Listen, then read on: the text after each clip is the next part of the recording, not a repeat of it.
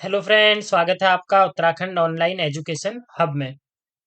तो गाइज, इससे पहले हमने जो फोर्स चैप्टर है उसकी थ्योरी क्लास ले ली थी।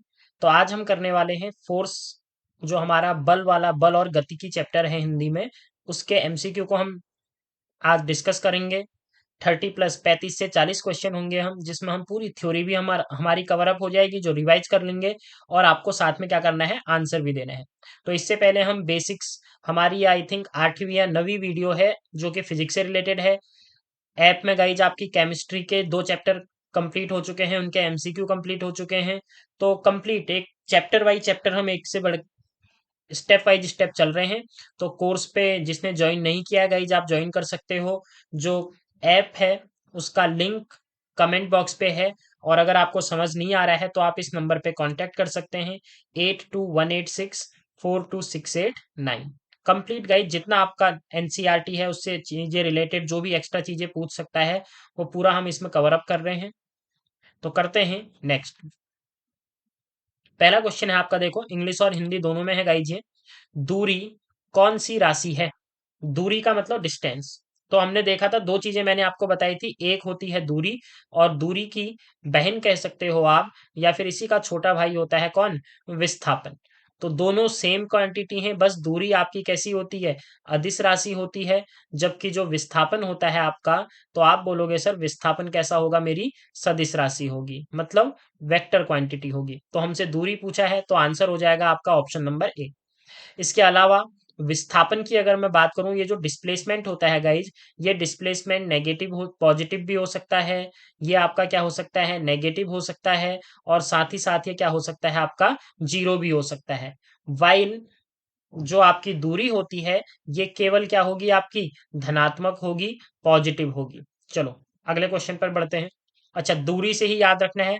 अगर आपको विस्थापन ये इस तरीके से दे देगा, विस्थापन मतलब डिस्प्लेसमेंट, और किसके बीच, टाइम के बीच ग्राफ दे दे, और बोले इसकी जो प्रवणता होती है, इसका स्लोप क्या देता है, तो आपको आंसर दे देना है इसका स्लोप आपको क्या देगा, वेलोसिटी देता है।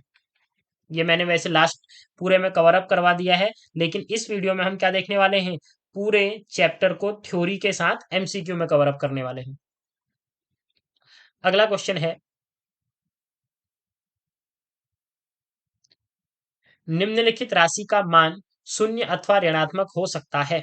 इनमें से कौन सी वो क्वांटिटी है जो जीरो भी हो सकती है और नेगेटिव भी हो सकती है? तो ये कौन सी है, देखो दूरी, ये क्या होती है? आप बोलोगे sir this can be only positive. While अभी अभी ऊपर बताया था, विस्थापन क्या होता है, नेगेटिव पॉजिटिव जीरो दोनों हो सकता है।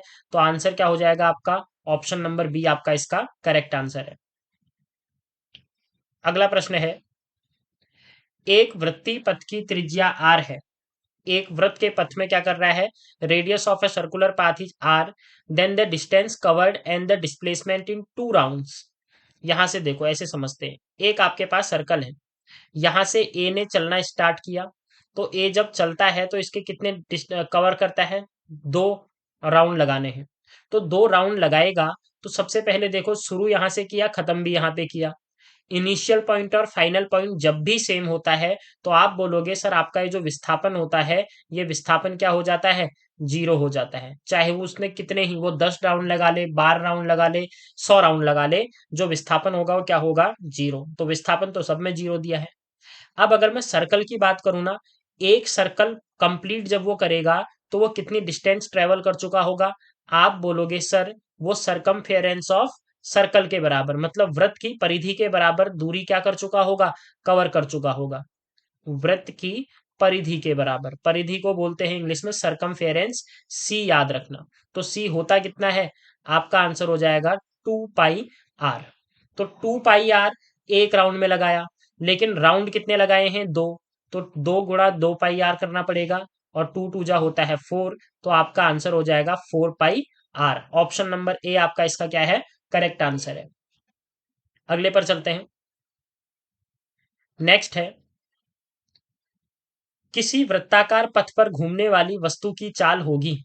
किसी वृत्ताकार पथ पर अगर कोई घूम रहा है, सेम है, ये वृत्ताकार पथ है आपका, आपसे चाल पूछी जा रही है, तो सबसे पहले आपको चाल का फॉर्मूला पता होना चाहिए। चाल का मीनिंग क्या होता है, स्पीड। तो आप बोलोगे सर ये जो स्पीड है ना, ये किसके इक्वल होती है? दूरी बट्टे समय के इक्वल होती है। तो मुझे अब सबसे पहले दूरी चाहिए। तो अभी अभी मैंने देखा, दूरी का मतलब होता है जितनी परिधि है, जितनी सरकमफेरेंस है। तो आप बोलोगे सर सरकमफेरेंस तो हमारे पास कितना है? आंसर हो जाएगा 2 पाई आर। लेकिन कितने टाइम पे लगा रहा है? तो टाइम हो गया टी, कुछ नहीं दिया है। तो 2 पाई आर अपॉन टी। इस टाइप का जो भी आपको ऑप्शन दिखेगा वो आपका क्या हो जाएगा? करेक्ट हो जाएगा। ऑप्शन नंबर ए आपका करेक्ट आंसर है।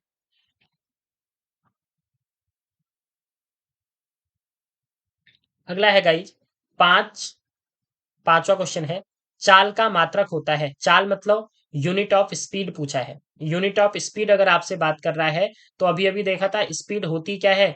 डिस्टेंस अपॉन, डिस्टेंस के नीचे क्या रखी जाती है? स्पीड रखी जाती है। तो मुझे ये बताओ, डिस्टेंस को नापते हैं मीटर में, स्पीड हो गई आपकी किसमें? मीटर। अच्छा, डिस्टेंस अपॉन ही गलत लिख दिया, वही मैं कहूँ। डिस्टेंस अपॉन क्या होगा? टाइम होगा। Distance upon time. टाइम किस में मापा जाता है? तो आप बोलोगे सर टाइम सेकंड में मापते हैं, तो मीटर पर सेकंड। ये आपका क्या हो जाएगा? Correct answer. तो मीटर पर सेकंड ऑप्शन नंबर ए आपका करेक्ट है। यहाँ है देखो, मीटर पर सेकंड स्क्वायर। ये किसका होता है पूछे? तो ये होता है त्वरण का। त्वरण का मतलब क्या हो गया? एक्सिलरेशन। अगला है, अच्छा एफ इंटू टी भी है यहाँ पर देखो, शब्द नहीं, M into T. M into T वैसे किसी का नहीं होगा। अगले पर चलते हैं। नेक्स्ट है, 5 ग्राम द्रव्यमान की एक वस्तु पर 100 डाइन का बल 10 सेकंड तक लगता है। क्या क्या चीजें दी है ना, सबसे पहले आप वो लिख लिया करो। उससे होता क्या है, जो फॉर्मूला होगा हमें खुद ही वो पता चल जाएगा। देखो सबसे पहले मुझे द्रव्यमान दिया है, तो मैंने लिख लिया एम की वैल्यू मुझे गिवन है 5 ग्राम।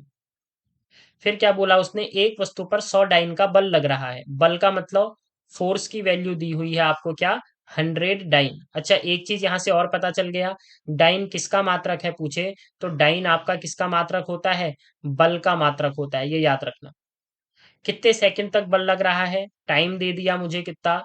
10 सेकंड तक इस फोर्स को क्या किया जा रहा है? अप्लाई किया जा रहा है। तो हमसे पूछा गया वस्तु पर उत्पन्न वेग कितना होगा? वस्तु पर उत्पन्न वेग। अब वेग निकालने के लिए फोर्स है, तो आप बोलोगे सर फोर्स की वैल्यू होती है कितनी? एम इंटू ए। लेकिन हमें वेग चाहिए, तो एम इंटू ए को लिख सकता हूं मैं वेलोसिटी अपॉन टाइम।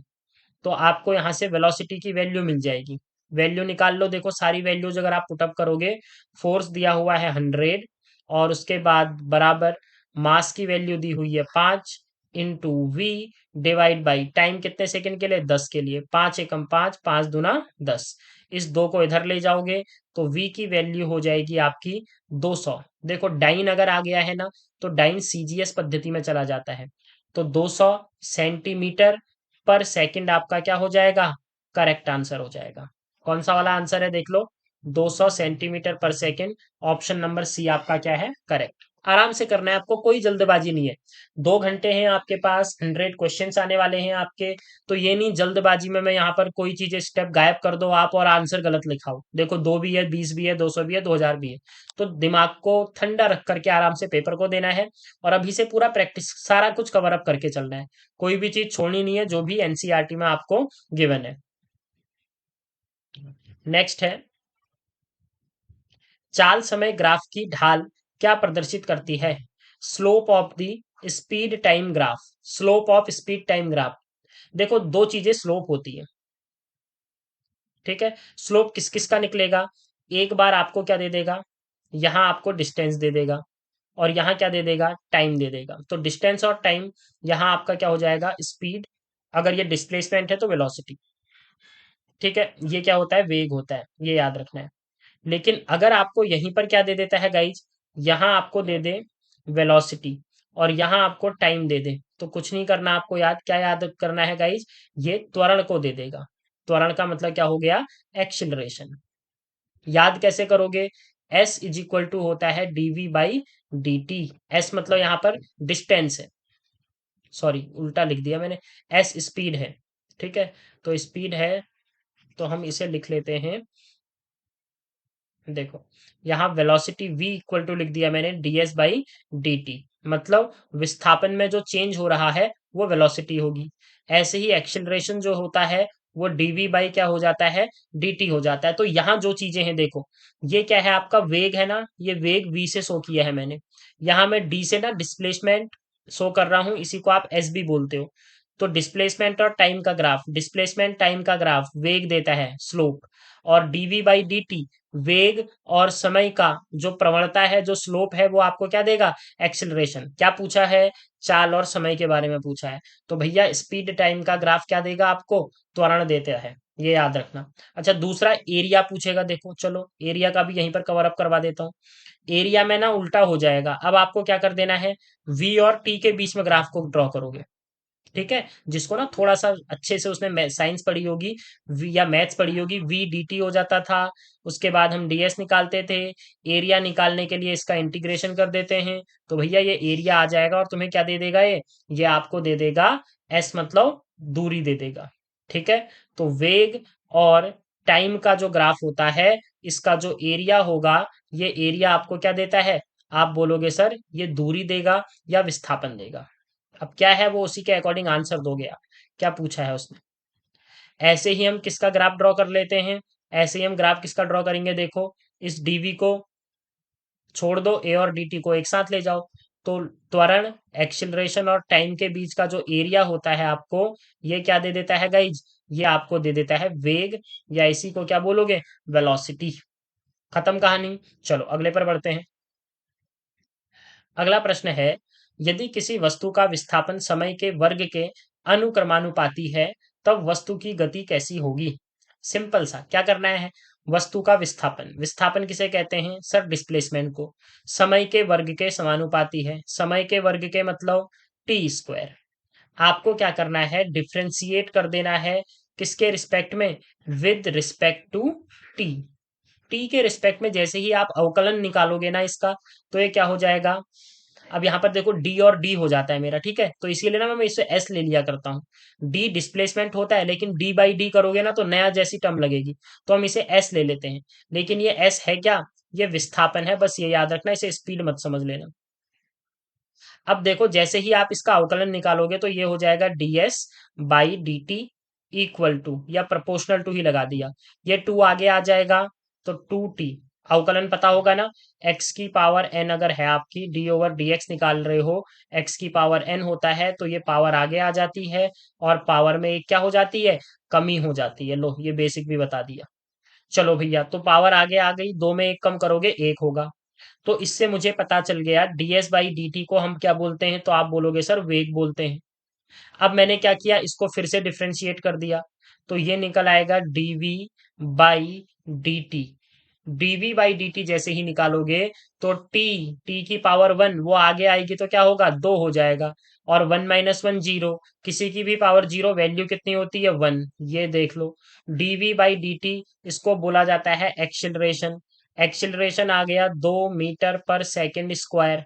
क्या यहाँ पर कहीं भी टी आ रहा है, नहीं आ रहा है। मतलब जो मेरा टी है वो स्वतंत्र है, हमेशा मेरा जो त्वरण है, ठीक है, जो मेरा त्वरण है वो क्या आ गया, एक कांस्टेंट क्वांटिटी आ गई। तो इससे मुझे क्या पता चल गया, एक समान त्वरण करेगी। तो एक समान गति बिल्कुल गलत, एक समान नहीं है ना। इसका ग्राफ बनाओगे तो ये ऐसा बनेगा, बढ़ते रहेगी, जैसे जैसे टाइम जाएगा वैसे वैसे स्पीड भी बढ़ेगी इसके अकॉर्डिंग। तो ये तो आपका बढ़ने वाला ग्राफ बनेगा। एक समान त्वरण, ये आपका क्या हो जाएगा, बिल्कुल सही हो जाएगा। अच्छा, कई बार क्या पूछ लेता है, देखो आपको दूसरा याद रखना है, जो दूरी होती है विस्थापन को दो बार अवकलज करने पर, दो बार डिफरेंशिएट करने पर क्या प्राप्त होता है।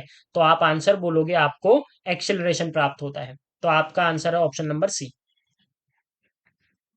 अगला प्रश्न है, एक कण का प्रारंभिक वेग 10 मीटर पर सेकंड है। तो गति के नियम याद होने चाहिए, प्रारंभिक वेग को u से दिखाते हैं आपको, जो दिया है ना सबसे पहले ये लिखो। तो मुझे u की वैल्यू दी हुई है कितनी, 10 मीटर पर सेकंड, तो मैंने ये लिख ली।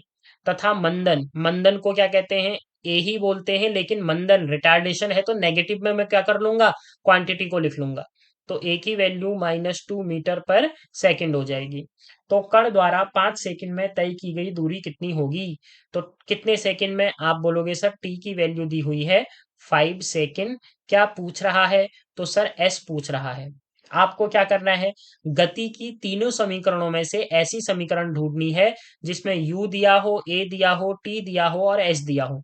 तो ऐसी, अब दिमाग में सबसे पहले क्या आएगी? फर्स्ट इक्वेशन आनी चाहिए। इसमें मुझे v equal to U plus क्या होता है? A T. सर इसमें फाइनल वेग होता है, लेकिन हमारे पास फाइनल वेग दिया ही नहीं है, इसका यूज नहीं करूंगा। तो दूसरी इक्वेशन लिख लेते हैं, s equal to U T plus half A T square. इसमें देखो s वो मुझे निकालना है, टाइम दिया हुआ है, इनिशियल वेलोसिटी दी हुई है, एक्सीलरेशन दिया हुआ है, सब कुछ आ गया। तो इसलिए हम कौन सी इक्वेशन का यूज करेंगे? दूसरी का। तो यहाँ वैल्यू रखो, देखो s equal to initial velocity है 10 इंटू टाइम की वैल्यू है 5 plus half A acceleration, retardation है ना, -2, तो -2 इंटू टाइम कितना है? आप बोलोगे सर 5 इंटू 5 आपका टाइम है। चलो, 2 से 2 कैंसिल हो जाएगा, 10 को 5 से गुणा करोगे तो 50 आ जाएगा, ये माइनस है, 5 बचे 25 हो जाएगा। 50 में से 25 को घटा दोगे तो आंसर आ जाएगा 25। ये एस आ गया, मतलब क्या आ गई? दूरी आ गई। किसमें? मीटर में। क्या पूछा था? दूरी पूछी थी, ये निकाल दी हमने। क्या कहना चाह रहा? कण द्वारा 5 सेकंड में तय की गई दूरी कितनी है? एक बार डेटा देख लेते हैं गाइस, डेटा करेक्ट है क्या? अच्छा, जो इसमें फर्स्ट ऑप्शन लिखा हुआ है ना, ये फर्स्ट ऑप्शन मीटर में और सेंटीमीटर में दिया हुआ है, तो इसे करेक्ट कर लेंगे गाइज। ये जो 5 मीटर है, इसे हम लिख देते हैं कितना? 25 मीटर। ऑप्शन नंबर क्या हो जाएगा? सी आपका करेक्ट हो जाएगा। ठीक है, यहां भी मैं करेक्ट कर देता हूँ, ये आपका सी ऑप्शन करेक्ट है। चलो अगले पर आ जाते हैं। नेक्स्ट है, निम्न में गति की समीकरण है। गति की समीकरण का मतलब क्या हो गया? इक्वेशन ऑफ मोशन पूछा जा रहा है। तो equation of motion v plus U T सही है, V square equal to U square plus 2as तीसरा नियम है, S equal to U T plus half A T square तीसरा। तो ऑप्शन नंबर कौन सा हो जाएगा? चौथा। अच्छा, इसके साथ जब मैंने आपको थ्योरी क्लास कराई होगी, एक और लिखाया होगा, एस एन लिखाया होगा, एनवे सेकंड में चली गई दूरी। तो वो क्या होता था? आप बोलोगे सर यू प्लस हाफ ए, और यहां हो जाता था 2n-1। ठीक है, ये भी आपको साथ में याद रखनी है। अगले पर चलते हैं। नेक्स्ट क्वेश्चन है आपका, जब किसी वस्तु की गति त्वरित होती है तो उसकी चाल, त्वरित का मतलब क्या होता है? त्वरण का मतलब क्या होता है? उसके लिए सबसे पहले आपको यह पता होना चाहिए।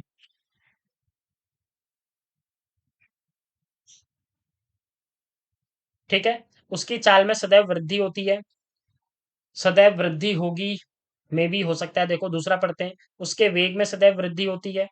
अब चाल और वेग दोनों की बात कर रहा है, जबकि त्वरित गति के लिए हम वेग का यूज करते हैं। वह सदैव पृथ्वी की ओर गिरती है, उस पर सदैव कोई बल कार्य करता है। ऑप्शन नंबर डी आपका क्या हो जाएगा? करेक्ट।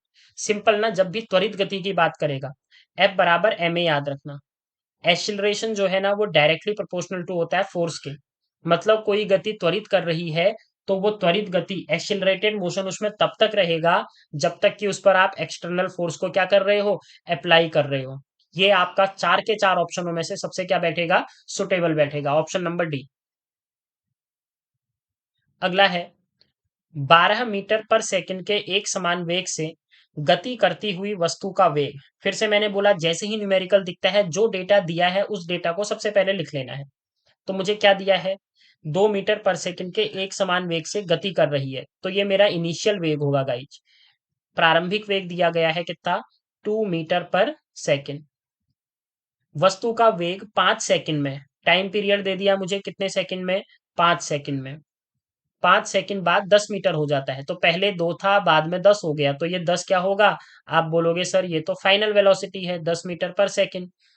तो वस्तु में आरोपित त्वरण कितना है? क्या पूछा जा रहा है? तो सर त्वरण को पूछा जा रहा है। ऐसी इक्वेशन जिसमें u a v और t आता है, तो भैया पहली इक्वेशन ही ये बन जाती है, v बराबर u प्लस क्या हो जाएगा? ए टी हो जाएगा। तो आप देखते हैं, देखो v फाइनल वेलोसिटी कितनी है? 10 है। u इनिशियल वेलोसिटी कितनी है? 2 है। प्लस a, a की वैल्यू निकालनी है, टाइम पीरियड जो है आपको कितना गिवन है, 5 सेकेंड। तो क्या करना है, इसको इधर ले जाओ, 10 - 2 बराबर 5a। 8 हो जाएगा, ये गुणा में है, यहाँ भाग में चला जाएगा। तो a की जो वैल्यू होगी वो आपकी आ जाएगी 8/5। तो आंसर आ जाएगा 5 × 5 6 7 8 3 5 6 30 1.6। त्वरण की बात चल रही है तो मीटर पर सेकंड स्क्वायर आपका क्या होगा, करेक्ट आंसर। तो ऑप्शन नंबर बी आपका क्या है, करेक्ट आंसर है। नेक्स्ट है, 50 मीटर पर सेकंड की गति करती हुई कार पर ब्रेक लगाने पर, देखो कितने से गति कर रही है, 50 मीटर, तो ये इनिशियल वेलोसिटी होगी नहीं होगी। ठीक है भैया, यू को मैंने ले लिया 50 मीटर पर सेकंड। ब्रेक लगा रहे हो और ये 100 मीटर चलने के बाद रुक जाती है, तो एस जो है वो दे दिया गया 100 मीटर। अब मुझे ये बताओ, आप 50 मीटर पर सेकंड की चाल से चल रहे थे, जैसे ही ब्रेक लगाया तो 100 मीटर के बाद रुक गए, तो आपकी अंतिम चाल कितनी हुई। आप बोलोगे सर अंतिम चाल तो मेरी कितनी हो गई, 0 हो गई। तो कार पर लगने वाला मंदन कितना होगा। अब देखो मंदन पहले ही बोल दिया है, तो याद रखना, मंदन बोलेगा तो आंसर पॉजिटिव में दोगे, त्वरण बोलेगा तो आंसर नेगेटिव में दोगे। यहाँ तो ऐसे भी हमें ऑप्शन सारे पॉजिटिव दिए हैं, तो जिसमें यू एस और वी आता है, ठीक है, और ए आता है क्योंकि रिटार्डेशन पूछ रहा है, तो थर्ड इक्वेशन हो जाएगी v² = u² + 2a s। तो v², आई थिंक ये पता चल रहा होगा मैं कब कौन सी समीकरण लगा रहा हूँ। ये चीजें लिख दोगे ना, तो तीनों समीकरणों में जो ये चार चीजें आ रही हैं वो चीजें देखो, उसको लगा दो और कैलकुलेशन करो। तो v की वैल्यू तो भैया 0 दे दी है, u हमें दिया है 50, तो 50 का वर्ग कर देना है, प्लस 2as, 2 × a की वैल्यू निकालनी है, s s की वैल्यू है 100। तो 5×5 = 25, भैया ये हो जाएगा 2500।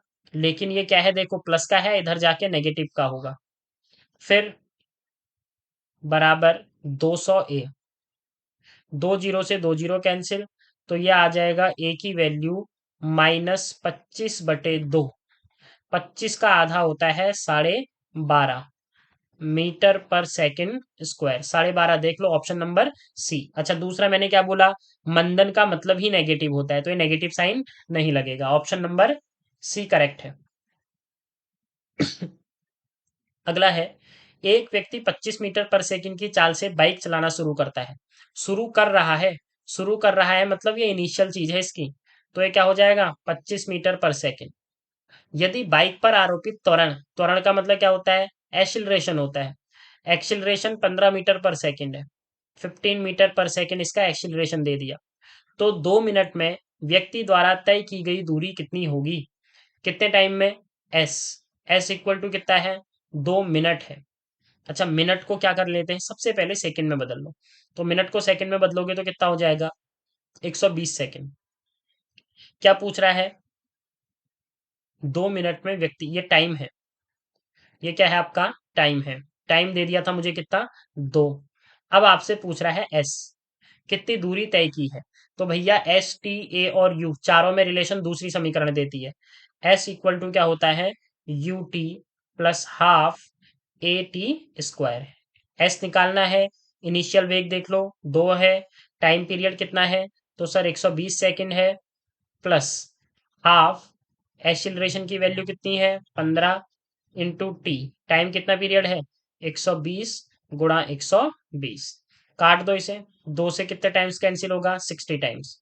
यहाँ देखो 120 इसके पास भी है। अच्छा कैलकुलेशन जैसे तुम करना चाहते हो वैसे कर लेना, मेरे को थोड़ा कैलकुलेशन इजी करनी होती है, तो मैं दोनों से 120 को क्या ले लूंगा, कॉमन ले लूंगा। अच्छा ये 2 भी कॉमन दिख रहा है, वो ज्यादा हो जाएगा, 2 प्लस 120 तो कॉमन ले लिया, तो ये 15 बच गया, ये 60 बच गया, 15 छक्का कितना होता है, आप बोलोगे सर 90 होता है, और एक जीरो ऑलरेडी यहाँ पे था, तो इसे कैलकुलेट कर लो, 900 को 2 से ऐड करोगे तो 902, 120 गुणा 902, तो ये आंसर आ रहा होगा, कैलकुलेशन सही की है, ठीक है, 12 × 2 = 24 हो जाएगा, एक जीरो आगे, 12×9 = 108, 12.120, ठीक है, ये आ गया आपका ये।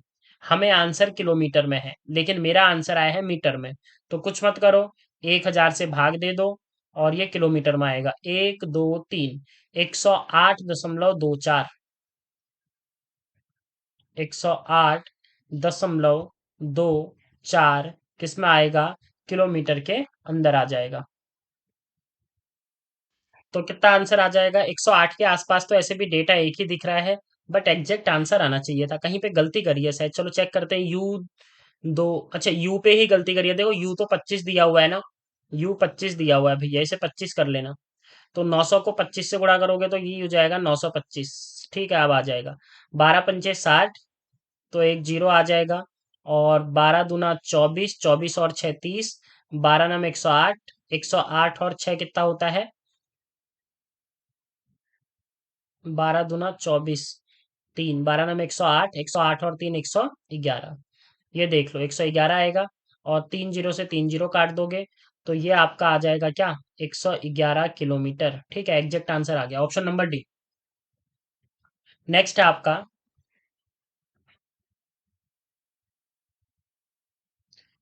किसी वस्तु को क्षैतिज से 60 डिग्री के कोण पर 20 मीटर पर सेकंड के वेग से फेंकने पर वस्तु का उड्डयन काल कितना होगा। फिर से टाइम आपको क्या कर लेना है, सबसे पहले चीजें लिख लेनी है, क्या क्या चीज गिवन है।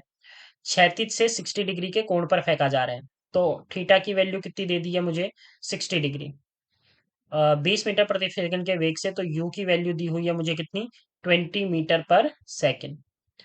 वस्तु का उड्डयन काल, अब भैया उड्डयन काल के लिए फॉर्मूला पता होना चाहिए। कल ही आपको बताया है उड्डयन काल होता क्या है, time period. T = 2u sin theta upon g करके मैंने एक फॉर्मूला लिखाया था। ठीक है, 2u sin थीटा अपॉन जी। चलो मैं सारे फॉर्मूले बता दे रहा हूँ। एक टी का बताया था, एक एच का बताया था, वो भी लिख लो, जो केवल इस थ्योरी क्लास को देख रहे, मतलब एमसीक्यू को देख रहे हैं। U² sin² theta upon 2g नीचे हो जाता है। ठीक है, उसके बाद एक एच के बाद क्या आएगा, टी हो गया, एच हो गया, एक परास थी, रेंज थी। तो रेंज के लिए फॉर्मूला होता है U² sin 2 थीटा अपॉन, साथ में नीचे क्या आएगा, जी आ जाएगा बस आपका। तो ये फॉर्मूले तीन है। मुझसे टाइम पीरियड पूछा है तो लगा दो फॉर्मूले में। 2 × यू, यू की वैल्यू कितनी है, आप बोलोगे सर यू की वैल्यू है 20, इंटू साइन थीटा, तो साइन 60 की वैल्यू रखनी है, तो थोड़ा ना मैथ्स भी आनी चाहिए यहाँ पर। ठीक है, अपॉन जी, जी होता है दिया हुआ है, देखो 10 रखो करके, जीरो से जीरो को काट डालो, दो की गुणा दो से करोगे 4 आएगा। साइन 60 होगा आपका कितना, 0 1 2 3, √3/4, √3/4। तो ये भैया 4 से 4 कैंसिल, टाइम पीरियड आ गया √3 सेकेंड। या तो इतना देगा, या √3 की वैल्यू होती है 1.73 सेकेंड। तो आंसर कौन सा है, ऑप्शन नंबर डी आपका करेक्ट आंसर है। अगला है, अधिकतम क्षैतिज परास, आपको मैक्सिमम हॉरिजॉन्टल मोशन करना है। ठीक है, मैक्सिमम हॉरिजॉन्टल रेंज। अधिकतम क्षैतिज परास के लिए प्रक्षेप्य कोण, सीधे मैंने कल एंगल की वैल्यू लिखाई होगी। तो पहले तो क्षैतिज परास आर होता है, तो सर आर का फॉर्मूला अभी अभी आपने लिखा था, ये होता है U² sin 2 थीटा अपॉन जी। अब मुझे तो चाहिए आर मैक्सिमम, तो आर मैक्सिमम कैसे मिलेगा, तो उसके लिए सर ये देखो sin 2 थीटा जो होना चाहिए ना, ये भी क्या होना चाहिए, मैक्सिमम होना चाहिए, इसकी वैल्यू क्या होनी चाहिए, मैक्सिमम। तो sin 2 थीटा, साइन की मैक्सिमम वैल्यू होती है साइन 90 डिग्री। साइन से साइन कैंसिल, कंपेयर करके हम करते हैं, कैंसिल करते नहीं है। तो 2 थीटा की वैल्यू 90 हो जाएगी। और आप बोल दोगे सर थीटा जो होगा वो कितने डिग्री होना चाहिए, 45 डिग्री होना चाहिए। तब जाके आप मैक्सिमम, जैसे भाला फेंक होता है, क्वेश्चन कैसे घुमा के दे देता है, एक भाला फेंक को अधिकतम दूरी तक भाला फेंकने के लिए किस एंगल पर क्या करना पड़ेगा, भाले को फेंकना पड़ेगा। तो किस एंगल पर, जैसे नीरज चोपड़ा की बात करें, अगर उनको क्या करना है, मैक्सिमम फेंकना है, तो उनको क्या करना पड़ेगा गाइज, 45 डिग्री पर भाले को फेंकना पड़ेगा। दूध से क्रीम निकालना निम्न में से किस बल पर आधारित है, तो दूध से क्रीम निकालना, अलग अलग बल बताए हैं आपको, देखो इसका आंसर हो जाएगा कौन सा, अपकेंद्री बल। अब यहाँ पर ना जितने इसके एग्जाम्पल हो सकते हैं जो सब पूछ सकता है, वो सारे मैं आपको कवर अप करवा देता हूँ। पहला क्या हो जाएगा, देखो गाइज, इसका पहला उदाहरण की अगर मैं बात करूं, मोड़ों पर, मोड़ों पर क्या होना, विपरीत दिशा में मुड़ना, विपरीत दिशा में मुड़ना। अब ये किस तरीके से पूछेगा ना, एक जैसे साइकिल सवार देखा होगा ना आपने, साइकिल सवार की बात करो, या जैसे आप कार में बैठे हो, तो कार, अगर आपका राइट टर्न आ रहा है, ठीक है, या लेफ्ट टर्न आया, तो गाड़ी तो लेफ्ट की ओर मुड़ेगी, लेकिन हम कहाँ की ओर जाते हैं, राइट की ओर जाते हैं, मतलब अपोजिट होता है। ऐसा क्यों होता है? ऐसा आपके अपकेंद्री बल के कारण ही होता है। तो सबसे पहले तो एक आपको ये याद रखना है। दूसरा, आपने देखा होगा ना वॉशिंग मशीन, क्वेश्चन पूछता है जो वॉशिंग मशीन है उस वो किसका एग्जाम्पल है? या फिर जो घरों में पुराने टाइम पर होता था, घरों में पुराने टाइम पे आपने देखा होगा, चक्का अगर पट्टा देखा हो, दो पट्टे होते थे ना एक के ऊपर एक, और ये पट्टा जो होता है ना वो, ये केंद्र है इसका, तो इससे दूर लगाया जाता था आपका, ताकि जो अभिकेंद्री बल है उसके अपोज करने के लिए अपकेंद्री बल इजीली मिल सके। तो एक आपको सीधे सीधे जो बता रहा हूँ, घरों में गेहूं पीसने का जो हत्ता होता था वो दूर लगाया जाता था, या घराट वाला कह सकते हो, इसे घराट कहते हैं, जो हाथ से पीसे जाते थे। उसके बाद ऐसे ही कुम्हार जो होता है ना, कुम्हार जो चाक बनाने वाली मशीन देखी होगी, जिससे वो घड़े मिट्टी को पीसता है, तो वो आपने देखा होगा। वहां पर भी क्या करता है, गड्ढा और चौक की परिधि के पास बनाया जाता है, तो ये वाला भी आपका अपकेंद्री बल है। पानी निकालने वाले हैंडपंप की बात करूं, अच्छा, ये पहले आप लिख लो। हैंडपंप की बात करूं, ये जितने मैंने एग्जाम्पल लिखा है ये वाले, घराट वाले, कुम्हार वाले, हैंडपंप वाले, ये दो चीजों पर डिपेंड है। एक टाउ, टाउ किसे कहते हैं, बल आघूर्ण को कहते हैं। किसको कहते हैं? बल आघूर्ण। बल आघूर्ण होता है एफ क्रॉस आर। कभी भी आपसे इस टाइप से क्वेश्चन पूछे कि आपका क्या होता है, ये घराट या चक्की जो पीसी जाती है घराटों से, ये चक्कों से, इसमें जो हत्था होता है वो दूर क्यों लगाया जाता है, या हैंडपंप में हत्था दूर क्यों लगाया जाता है? क्यों लगाया जाता है, देखो, क्योंकि आप जितने दूर पर लगाओगे ना, ये जो बल आघूर्ण होता है, बल आघूर्ण क्या होता है आपका, एफ क्रॉस आर होता है। अब एफ क्रॉस आर हो गया, तो यहां से मुझे डायरेक्टली पता चल रहा है फोर्स जो होगा वो 1/r के प्रोपोर्शनल हो जाएगा। मतलब डिस्टेंस ज्यादा लगाओगे तो एफ क्या होगा, कम लगेगा, कम बलाघूर्ण लगेगा, आपको कम फोर्स की जरूरत पड़ेगी। घरों में देखते हो आप, घरों में क्या होता है, घरों की अगर मैं बात करूं, हैंडल, जैसे आपका दरवाजा होगा ना, दरवाजे का जो हैंडल होता है, कभी आपने सोचा है यहाँ कब्जे लगे हुए हैं, यहाँ कब्जे लगे हुए हैं, तो हैंडल यहाँ रखा जाएगा कब्जों से दूर। फिर से क्यों रखा जाएगा, यही है आपका बलाघूर्ण वाला कॉन्सेप्ट लग जाता है, ये आपको याद रखना है। और बाकी दूसरा क्या याद रखना है, अभिकेंद्री बल, अपकेंद्री बल में एक तो मोड़ो वाला याद रखना, और दूसरा याद रखना क्या, वॉशिंग मशीन वाला भी याद रख सकते हो, वॉशिंग मशीन। ये सब आपके इसी के एग्जाम्पल हो जाएंगे। चलो अगले पर बढ़ते हैं। यदि 1 kg द्रव्यमान की वस्तु को 2 मीटर पर सेकंड के वेग से 1 मीटर त्रिज्या के वृत्तीय पथ पर घुमाया जाए तो उस पर लगने वाला अभिकेंद्री बल क्या होगा? 1 किलोग्राम, पहले तो अभिकेंद्री बल होता क्या है, फॉर्मूला कल मैं बता चुका हूँ, F = mv² अपॉन क्या होता है, आर। तो अभिकेंद्री बल एम, मास कितना है आप बोलोगे सर 1 kg का है, वेलोसिटी 2 मीटर पर सेकंड की स्पीड से घूम रहा है, 2 × 2, बटे रेडियस 1 मीटर का है, तो भैया 2 × 4, आंसर कितना हो जाएगा, 4 न्यूटन आपका फोर्स लगेगा। अगला है, जड़त्व का गुण किसी किसी वस्तु में होता है, प्रत्येक वस्तु में होता है, किसी भी वस्तु में नहीं होता, केवल गतिशील वस्तु में होता है। भैया जो इनर्शिया होता है ना, इनर्शिया हर बॉडी की अपनी एक प्रॉपर्टी है, चाहे वो स्टैटिक बॉडी हो, रुकी हुई है, या फिर वो इन मोशन है, तो ये तो क्या है, प्रत्येक वस्तु में होता है, ऑप्शन नंबर बी। जब कोई बस अचानक मुड़ती है तो बस में खड़े यात्री बाहर की ओर गिरते हैं, इसका कारण क्या है?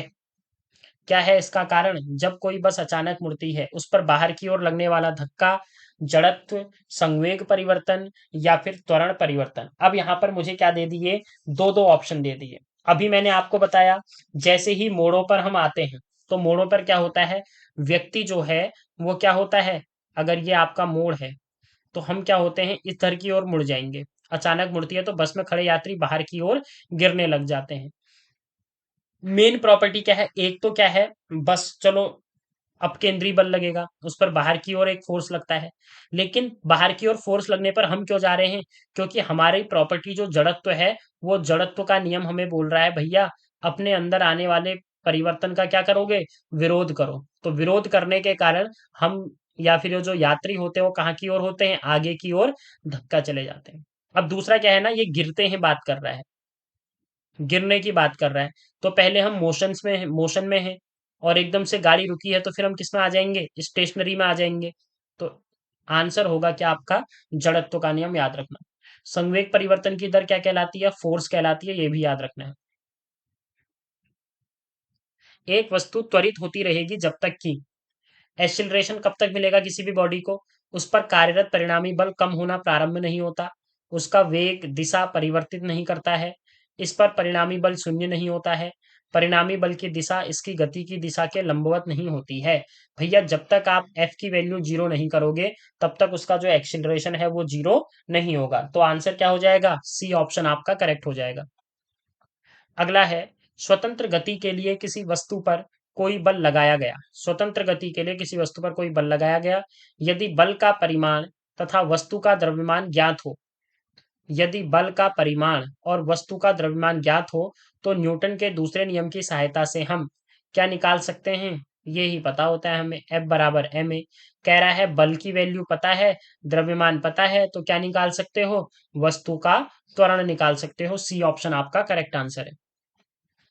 एक चालक अपनी कार को पहले 1.8 मीटर पर सेकंड स्क्वायर की त्वरण से त्वरित करता है, तो मुझे एक्सीलरेशन दिया हुआ है पहले कंडीशन में कितना है, 1.8 है। फिर 1.2 मीटर प्रति सेकंड की दर से त्वरित करता है, कुछ टाइम के बाद A2 की वैल्यू क्या हो जाती है सर, 1.2 हो जाती है। इंजन द्वारा आरोपित बलों का अनुपात क्या होगा, देखो F1 बटे F2 पूछ रहा है, तो ये सर हो जाएगा M इंटू ए 1 बटे M इंटू A2, M से M cancel, A1 upon A2, A1 की वैल्यू है 1.8, A2 की वैल्यू है 1.2, पॉइंट से पॉइंट हटेगा, 6 3 जा 18, 6 2 जा 12, आंसर मेरा बन जाएगा 3:2। तो ऑप्शन नंबर कौन सा, डी आपका करेक्ट आंसर है। सिंपल क्वेश्चन है, बेसिक से आपके एक दो लाइन में आ रहे हैं। अगले पर आ जाते हैं, जब किसी वस्तु पर कोई बाह्य बल लगता है तो वह बल की दिशा में त्वरित हो जाती है, इस प्रकार उत्पन्न त्वरण क्या होगा। देखो जब कोई वस्तु पर कोई बाह्य बल लगता है, वह बल की दिशा में त्वरित हो जाती है। ये बॉडी थी, हमने क्या किया, इस डायरेक्शन में इस पर फोर्स लगाया, तो ये क्या होगी, इसी डायरेक्शन में मूव करने लगे, पर लगे बल के समानुपाती होता है। तो त्वरण क्या होगा, F प्रोपोर्शनल टू ए होता है भैया, वस्तु पर उत्पन्न त्वरण बल के क्या होता है, समानुपाती होता है। ऑप्शन नंबर ए ही आपका क्या हो जाएगा, इसका करेक्ट आंसर हो जाएगा। नेक्स्ट पर चलते हैं, कोई अचर बल मतलब होता है कांस्टेंट फोर्स, 0.6 केजी द्रव्यमान के, तो भैया एम न्यूमेरिकल करना है, तो जो चीज दिया है उसे लिख लो सबसे पहले। ठीक है, मिल गया मुझे। पिंड में इतने मीटर सेकंड का त्वरण उत्पन्न कर लेता है, मीटर पर सेकंड स्क्वायर हो गए, त्वरण उत्पन्न कर लेता है, ए की वैल्यू दे दी 0.08 है।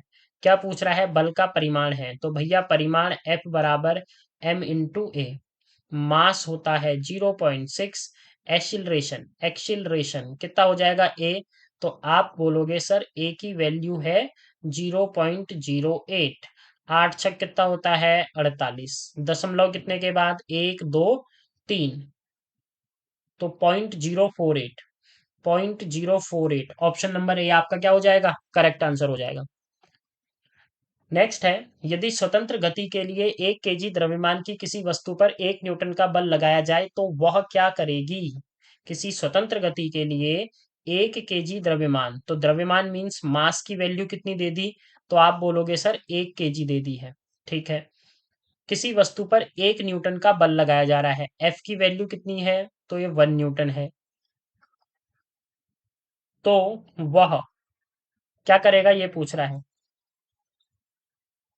एक मिनट गाइस, थोड़ा सा क्या बोल रहा है गाइस, देखो 1 मीटर पर सेकंड की चाल से गति करेगी, या तो हमें दो चीजें दी हुई है। एफ बराबर क्या क्या दिया हुआ है, देखो एफ बराबर क्या होता है, एम ए होता है, तो फोर्स 1 है, मास भी 1 है, तो एक्सेलरेशन भी कितना हो जाएगा, 1 हो जाएगा। 1 मीटर पर सेकंड स्क्वायर से क्या करेगी ये, त्वरण से गति करेगी। तो आंसर देख लो कौन सा है, ये आपका, ठीक है, ये डी वाला होगा, इस पर जो भी है, ऑप्शन नंबर डी आपका करेक्ट है। नेक्स्ट है, 1 ग्राम भार बराबर होता है, 1 ग्राम भार किसके बराबर होता है पूछ रहा है। देखो यहाँ पे यूज क्या करना है ना, आपको फिर से वही लगाना है, एफ बराबर एम ए का यूज कर लोगे आप। ठीक है। अब एफ 1 ग्राम, एक्सिलरेशन कितना रखना है, 9.8 रखना है। क्योंकि ये ग्राम में है ना, तो आप यहाँ भी जो एक्सिलरेशन बोलोगे या फोर्स बोलोगे, वो अपनी यूनिट भी किसमें बोलोगे, सीजीएस पद्धति में। और बल का सीजीएस पद्धति में मात्रक क्या होता है, आप बोलोगे सर वो डाइन होता है। तो 9.8 डाइन, ऑप्शन नंबर सी आपका क्या होगा, करेक्ट आंसर हो जाएगा।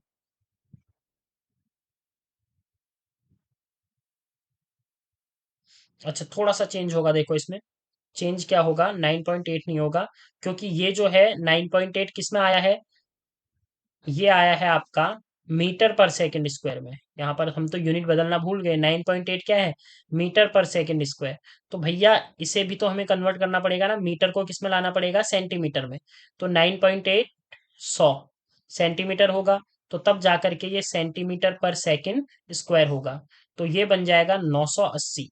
और सेंटीमीटर पर सेकंड स्क्वायर को ही क्या बोला जाता है, तो सर ये बोला जाता है डाइन। तो आंसर क्या हो जाएगा, ऑप्शन नंबर ए। अगला प्रश्न है, 1 किलोग्राम भार बराबर होता है। अब देखो, अब सही है, 1 किलोग्राम बोल रहा है। एफ बराबर क्या करोगे, एम इंटू ए करोगे। तो एम 1 किलोग्राम है, अब 9.8 रख लो मीटर पर सेकंड स्क्वायर। और ये सिंपल आ जाएगा आपका 9.8। यहाँ न्यूटन की बात कर रहा है, तो यहाँ न्यूटन में ले लोगे। तो ऑप्शन नंबर कौन सा है, डी आपका करेक्ट है। न्यूटन के तृतीय नियम के अनुसार क्रिया और प्रतिक्रिया बल क्या होते हैं गाइस, क्रिया और प्रतिक्रिया बल ये दो अलग अलग बॉडी पर लगते हैं। ठीक हो गया, जैसे ये है, मैं यहाँ पर, ये इंसान है, इंसान का पाँव है, ये क्या करेगा, क्रिया लगाएगा पृथ्वी पर। फिर पृथ्वी इस पर क्या लगाएगी, प्रतिक्रिया लगाएगी। तो एक ही वस्तु पर कार्य करते हैं क्या, गलत, अलग अलग वस्तुओं पर एक दूसरे के विपरीत कार्य करते हैं, क्या होगा, करेक्ट आंसर हो जाएगा। गोली छोड़ने के बाद राइफल पीछे की ओर प्रक्षेपित होती है, इसका क्या कारण है। क्या कारण है, क्योंकि गोली आगे की ओर जाएगी, और जो राइफल है वो पीछे की ओर प्रतिक्रिया बल के कारण आएगी। तो न्यूटन का कौन सा नियम है क्रिया प्रतिक्रिया का, आप बोलोगे सर ये तो तीसरा नियम है। मानक अंतर्राष्ट्रीय मात्रक पद्धति में बल की इकाई क्या होती है। तो मानक अंतर्राष्ट्रीय मात्रक पद्धति में बल की जो इकाई होती है वो क्या होती है, न्यूटन होती है।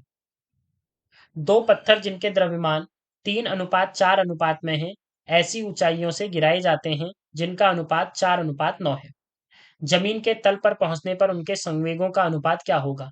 तो भैया जो मोमेंटम होता है ना, मोमेंटम P इक्वल टू क्या होता है, हम ऐसे लिख लेते हैं, P1 equal to M1 V1।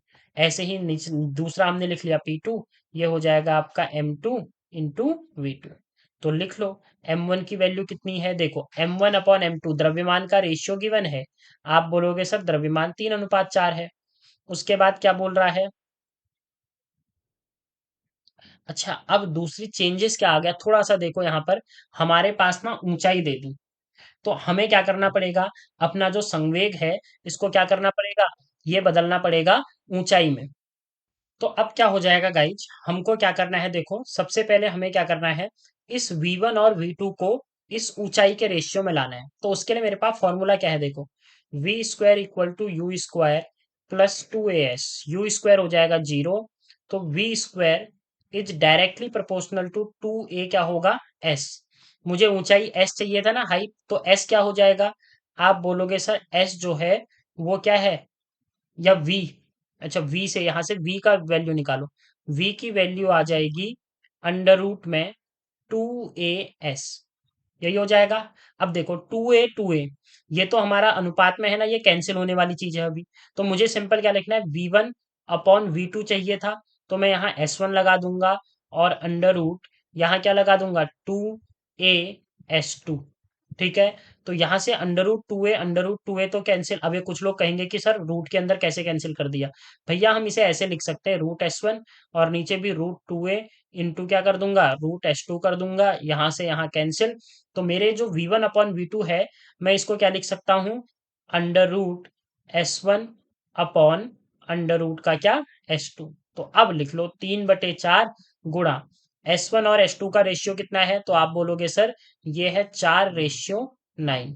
तो 4:9 को कितना लिखा जाएगा, 3/4 गुणा 4 का वर्गमूल होता है 2, 9 का वर्गमूल होता है 3, 3 से 3 कैंसिल, 2 एकम 2, 2 दूना 4। तो आंसर कितना आ जाएगा? 1:2 आपका करेक्ट आंसर है। तो ऑप्शन नंबर सी करेक्ट है। अगला प्रश्न है, किसी गतिशील पिंड का वेग आधा करने से उसका संवेग कितना हो जाएगा? वेग आधा करना है, ठीक है। तो आप सिंपल याद रखो, देखो क्या, P is equal to M into V. क्या कर दिया? वेग आधा कर दिया, तो P डैश जो है वो एम वी बटे 2 हो गया। तो देखो एम इंटू वी तो किसके बराबर है? P के बराबर है। तो P dash equal to P बटे 2, तो संवेग भी कितना हो जाता है? आधा हो जाता है। Option number A. अच्छा, एक काइनेटिक एनर्जी याद रखना, kinetic energy half M B square होती है, और यही आपकी पी स्क्वायर अपॉन 2 mb होती है। पी यहाँ पर क्या होता है? संवेग होता है। ये फॉर्मूला भी आपको याद रखना है। 34वां क्वेश्चन है, निम्न में से कौन सी भौतिक राशि आवेग को निरूपित करती है? तो मैंने कल भी थ्योरी में बताया था, एफ इज इक्वल टू क्या होता है, सॉरी आई, इम्पल्स आवेग जो है वो एफ क्रॉस क्या होता है? डेल्टा टी होता है। तो F cross delta T, F क्या होता था? एम इंटू ए, और इंटू डेल्टा टी हो जाएगा।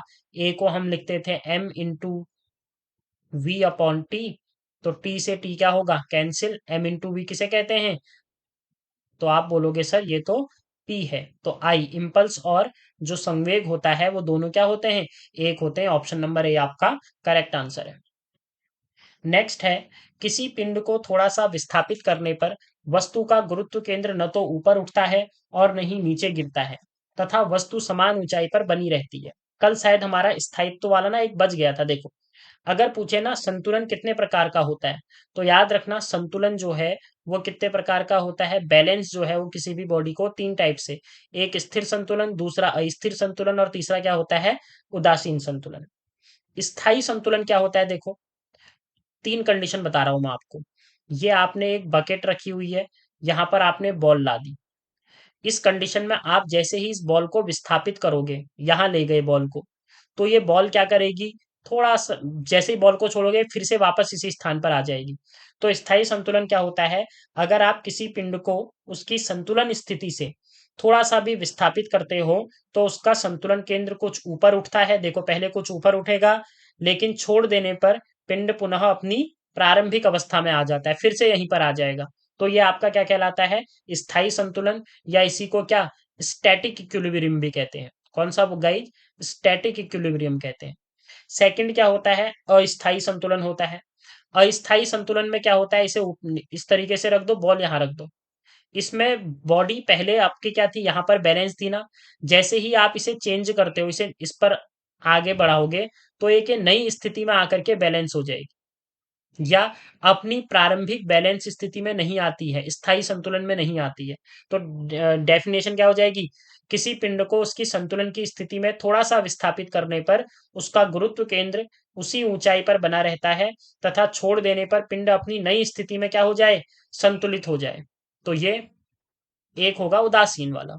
उदासीन में यहां रख दो बॉल को, पहले यहां पर था, तुमने बॉल पे फ्रेश फोर्स लगाया, यहां पर आ जाएगी बॉल, यहां पर संतुलन हो जाएगी, तो ये स्थायी हो जाएगा। अस्थायी में यदि किसी पिंड को उसकी संतुलन स्थिति से थोड़ा सा भी विस्थापित करते हैं, तो उसका गुरुत्व केंद्र कुछ नीचे आता है, तथा छोड़ देने पर पिंड अपनी स्थिति में वापस नहीं आता। देखो, यहां ले जाऊंगा तो बॉडी, यहां पर छोड़ूंगा तो ये नीचे आ जाएगा। ठीक है, तो इतना आपको याद रखना है। ये था आपका कौन सा वाला? ये स्थायी है, ये अस्थायी है, और ये जो है आपका, ये बनता है आपका कौन सा? उदासीन संतुलन। तो ये हमारा क्या पूछ रहा है? देखो, वस्तु का गुरुत्व केंद्र न तो ऊपर उठता है और न ही नीचे गिरता है, तथा वस्तु समान ऊंचाई पर बनी रहती है, तब उस स्थिति को क्या कहा जाता है? तो आप बोल दोगे इस स्थिति को हम क्या बोलेंगे? उदासीन संतुलन। ऑप्शन नंबर सी आपका क्या हो जाएगा? करेक्ट। तो ये थे हमारे गाइज कंप्लीट 35 क्वेश्चन जो फोर से रिलेटेड हो सकते थे। इसमें ज्यादातर मैंने न्यूमेरिकल रखने का कोशिश की थी, क्योंकि न्यूमेरिकल अगर आपका आता है तो इजीली, बहुत इजी क्वेश्चन है, इनको आप क्या कर सकते हो? इजीली कर सकते हो। तो मिलते हैं न्यू वीडियो के साथ, तब तक के लिए bye, thanks, have a good day. कोई भी डाउट है आप कांटेक्ट कर सकते हैं, ऐप से रिलेटेड या फिर कोर्स से परचेस करने से रिलेटेड। ये पीडीएफ गाइज में सारी अपलोड कर दूंगा आपकी ऐप के अंदर।